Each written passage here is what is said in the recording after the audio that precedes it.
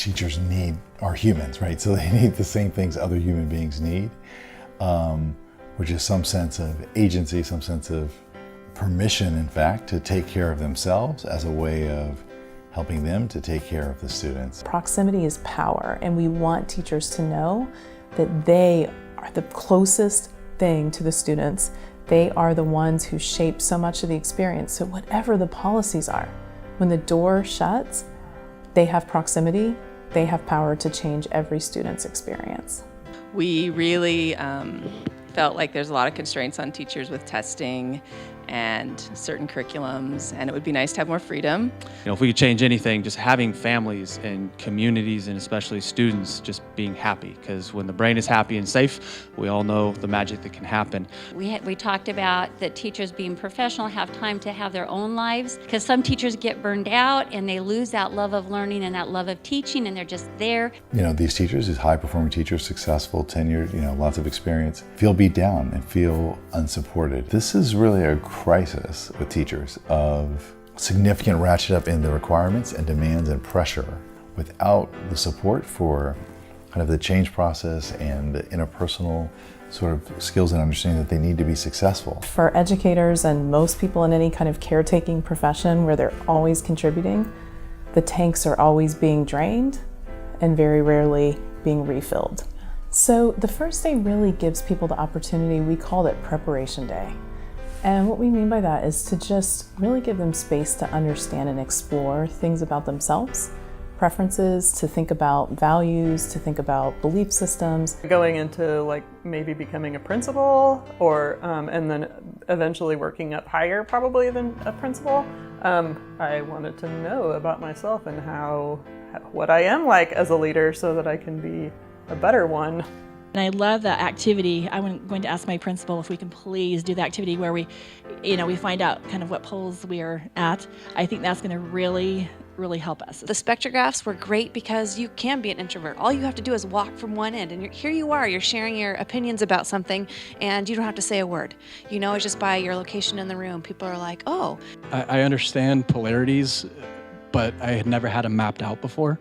So having that visual there, I think is extremely important, especially with, like you guys brought up a bunch of times, the fears of what's going to happen if it goes too far, and it allows you to actually put those out beforehand. And from there, you can move forward from a place of love because the fear is not a fear anymore. I really thought with the polarity thing that I would be an encourager. I was like, oh, that's where I'll be.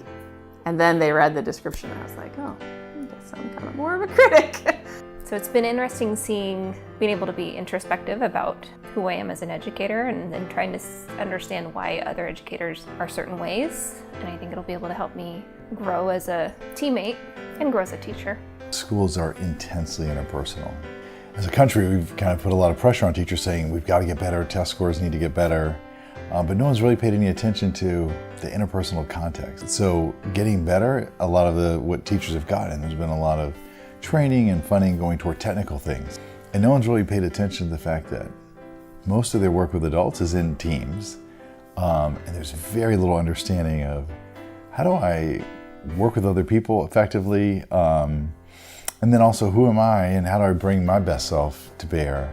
As we were designing the Teacher Orbit experience, really any experience we do with educators, we feel like giving them space to just talk and be and connect outside of a classroom environment is really important.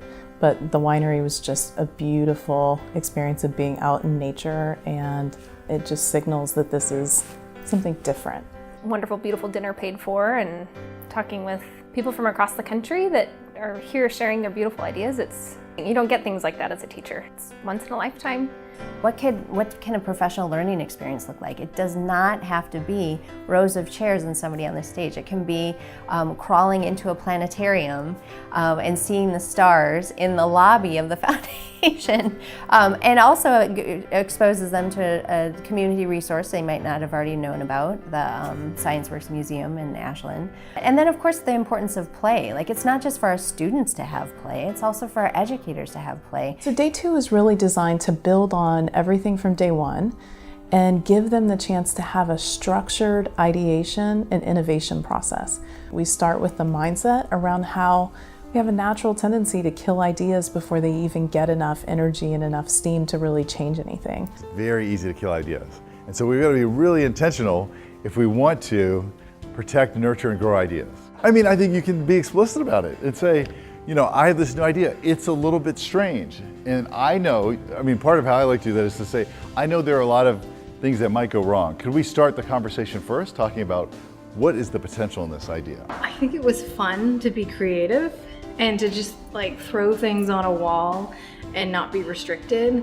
But I think the other thing for me that it reminded me is that when new ideas come at me that I need to ask different, not no because, yes and, or yes but ask those how questions and help people think things through. When they do fail, it's usually not because any teacher, any parent, anybody disagreed with the substance of what needed to happen. It was the inability to talk about the part that was being moved away from. So you're basically, it's like you're not showing that you're not showing the and, you're showing a but. I think the most exciting part for me is when teachers start to see that, talk about a 2mm shift that creates just an epic change in relationship and in response. It's moving from but to and. It's one word, but the one word can change the entire reality for the students and for them. For me, what was really motivating was this idea of teachers leaving feeling empowered. And so we wanted them to leave inspired and really with a sense of, oh, my experience and the experience of my students can be a lot better.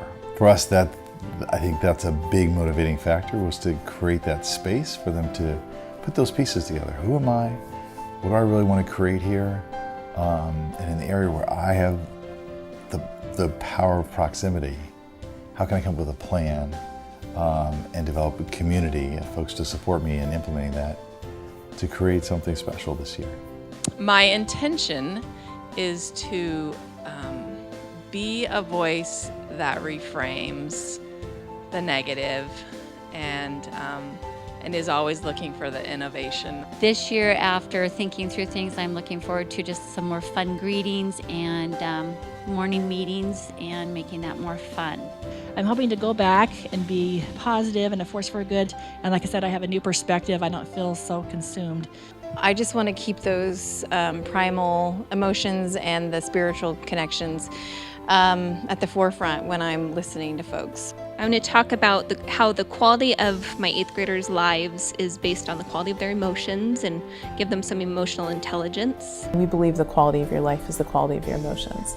And teachers have such an opportunity to shape the emotional environment for their students. These are professionals who are holding the souls and the hearts and the minds of our kids in their hands for a long period of time.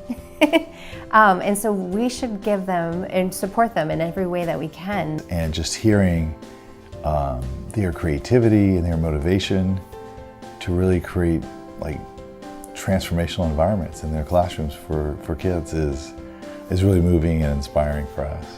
The words I've heard teachers using about the foundation today were that their experiences are experiences of being nourished in their professional life and in their personal life. And I'm so grateful for that. By investing in teachers, you're investing in the future. And by showing teachers that they're valued and appreciated, we can take that back into our classrooms, and it's amazing.